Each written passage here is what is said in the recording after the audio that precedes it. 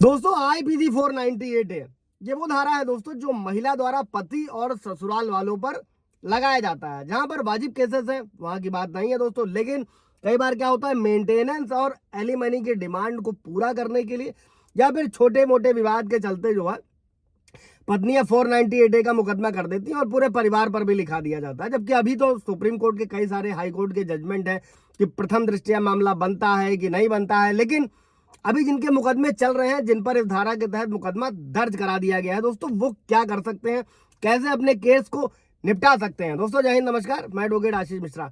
Like कर दीजिएगा, share कर दीजिएगा, सब्सक्राइब कर दीजिएगा, ताकि ये जो इन्फॉर्मेशन है दोस्तों 498 के मुकदमे को कैसे खत्म करना है, कैसे जल्दी निपटाना है, कैसे मामले की जो है सुनवाई को आगे बढ़ाना है, तेजी के साथ निपटाना है अगर झूठा मुकदमा है तो।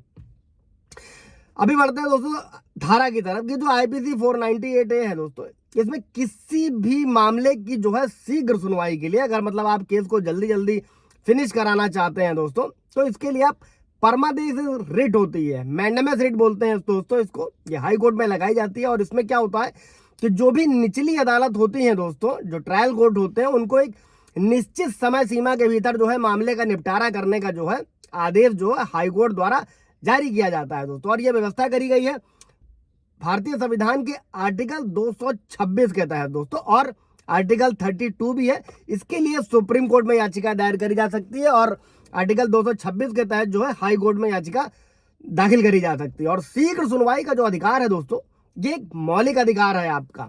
अभी इसमें कानूनी ढांचे को भी आपको समझना होगा अगर आप अपने इस केस के लिए आगे जा रहे हैं। तो पहले समझते हैं कि ये मैंडेमस रिट यानी कि परमादेश रिट है क्या। ये किसी भी अधिकारी, मतलब सरकारी अधिकारी या फिर ट्रायल कोर्ट, जो भी निचली अदालत को कानून द्वारा निर्धारित किसी कर्तव्य का जो पालन करना है दोस्तों, उसको कराने का आदेश होता है दोस्तों। और धारा 498 है क्या है दोस्तों कि ये धारा पति या उसके रिश्तेदारों द्वारा जो की गई क्रूरता है उससे रिलेटेड है।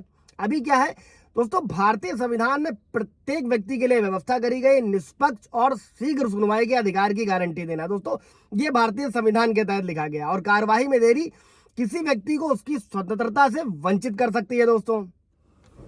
अब अगर आपके मुकदमे में भी कुछ ऐसा है दोस्तों जिसमें अनावश्यक देरी हो रही है, फर्जी डिले किया जा रहा है दूसरी पार्टी की तरफ से, ऐसे में आप क्या कर सकते हैं, और परमादेश यानी कि रिट इसको कब दायर करें दोस्तों, जब किसी मामले में अगर बिना वजह अनावश्यक रूप से देरी हो रही हो, अगर जो धारा 498 का मामला है बिना वजह लंबे समय से बिना किसी जो है प्रगति के जो है वो पेंडिंग पड़ा हुआ है, ऐसे में आप जो है वो मैंडेमस रिट यानी परमादेश रिट दायर कर सकते हैं। और इस रिट का जो उपयोग है दोस्तों, वो तब किया जाता है जब निचली अदालत जो है मामले के जो है शीघ्र निपटारे के लिए, यानी कि जल्दी उसको समय सीमा के भीतर फिनिश करने के लिए पर्याप्त कदम ना उठाया जा रहा हो दोस्तों। और याचिका को दायर कैसे करना है आपको हाई कोर्ट में, इसको भी समझ लीजिएगा दोस्तों।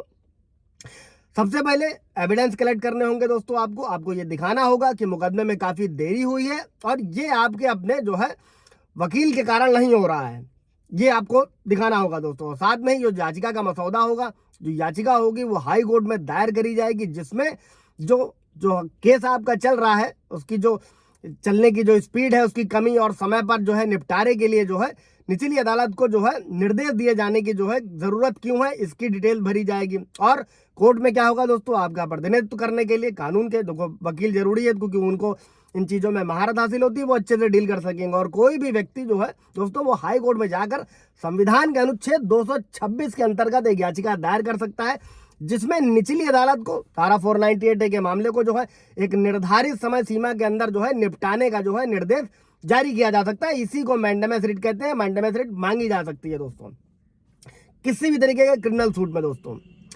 इससे रिलेटेड कोई सवाल जवाब होगा कमेंट में पूछिएगा, क्लियर किया जाएगा। Thank you.